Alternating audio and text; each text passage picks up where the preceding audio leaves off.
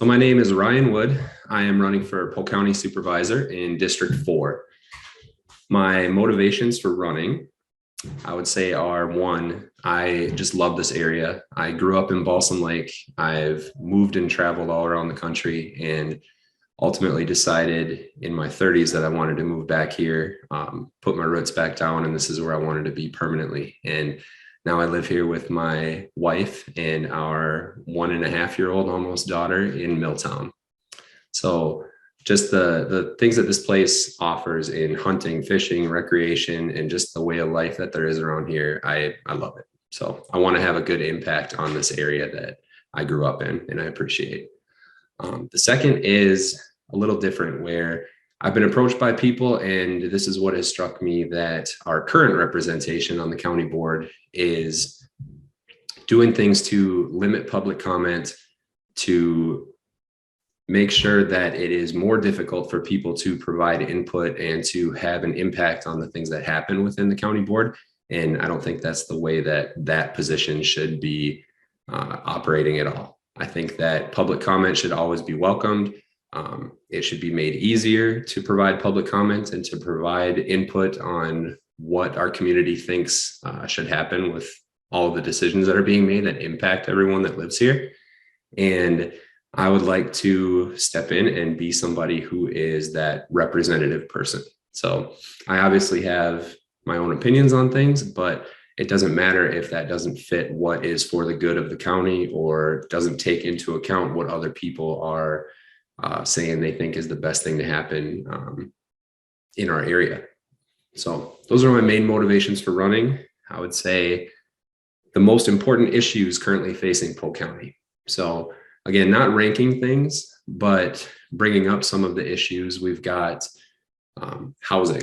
There's plenty of studies that are out there that show that Polk County has a severe lack of housing that affects our economy, that affects, people's day-to-day lives in finding housing and being what they can afford, after they're paying for rent or their mortgage or anything like that. So we've got an issue with housing that has been told to us over and over again, but has yet to be significantly addressed. I'd like to look into that more. We've got attracting and retaining young residents. So I'm 37. I would like to hopefully still consider myself young, but I technically work in California because of all the things that are made available now through technology, and I live in Milltown. So expanding those opportunities for people to do like I did and put down roots here, even though they're working in a metro area somewhere else. Maybe it's Minneapolis, maybe it's East Coast, maybe it's West Coast, doesn't matter.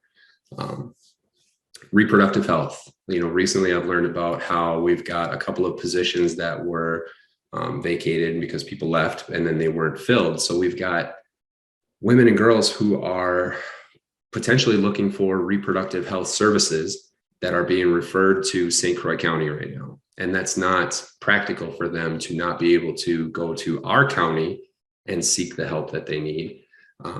So just figuring out, why are those positions not existing anymore? Should we still be providing those things for people who are obviously still looking for them?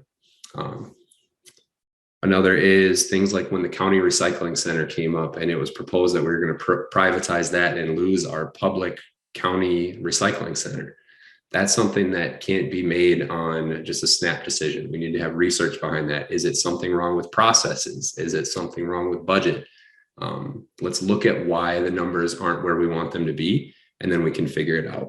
And then obviously one of the big things that we have going on right now is the CAFO, so the hog farm discussion.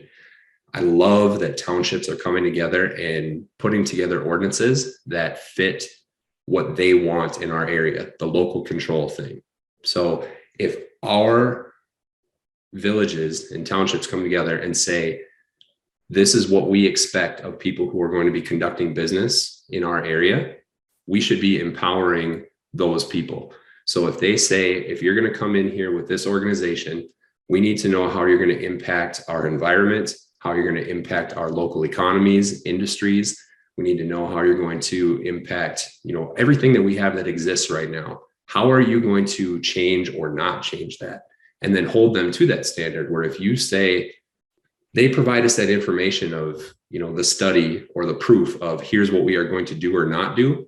And then if they don't hold up to that, what is your response going to be? If you do impact our environment negatively, if you do impact our economies negatively, if you do impact our industries and our tourism negatively, what is your response going to be? What is your responsibility? So it's not a matter of just thumbs up or thumbs down. It's going to be, how can we set this up the best way for our county? And then how am I uniquely qualified to address these things? I would say that in my professional life, I have worked with the smallest of businesses down to, mom and pop restaurants with the tiniest of budgets, paper thin. And then I've also worked with some of the nation's biggest banks, state level, as far as, working with their marketing budgets and things like that. As far as project management goes, budgeting, and then completing projects from A to Z, I've got experience in that. So I can handle, the problem solving side of things, the budgeting side of things. But one of the greatest things that I have is just the ability to say, I don't know. So if I don't know something, especially in my sales and marketing days, I can say, I don't know, but I'm going to find out. And I'm going to go to the people who are the experts in that area. And I'm going to say, what can we do to make sure we're making an educated and purposeful decision on this? So rather than saying that I have all the answers, I would like to say that I've got good input on a lot of things, but I can also step back and say, this is where I need the help of an expert in this area or that area. So those would be my qualifications in those areas. Basically just making sure that we're making good decisions and not just putting on the blinders and moving forward with what I want. I can be reached. I would encourage people to reach out to me because I've heard that there are questions from people about what I think about certain things. So I'd love to talk with anybody who has questions. I have a phone number, 612-361-9499. You can text that, you can call that, and I will be happy to talk with you. If I'm in a meeting or anything, I'll call you back. I have an email. It's wood, FOR, Polk County @gmail.com. So again, the email is wood for FOR, Polk County @gmail.com. And then the social media on Facebook, it's wood, 4, Polk County 4 on Facebook. So you can just look up Ryan Wood for Polk County Supervisor. So yeah, honestly, reach out to me if you've got anything that you want to talk about, concerns.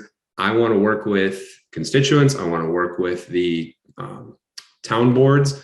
I've already met with Balsam Lake and Milltown. I want to learn from them. I want to hear from everybody. I want to be more representative and be as open as possible with everything. So thank you for having me. And I look forward to hearing from everybody and seeing what we can do. Thank you.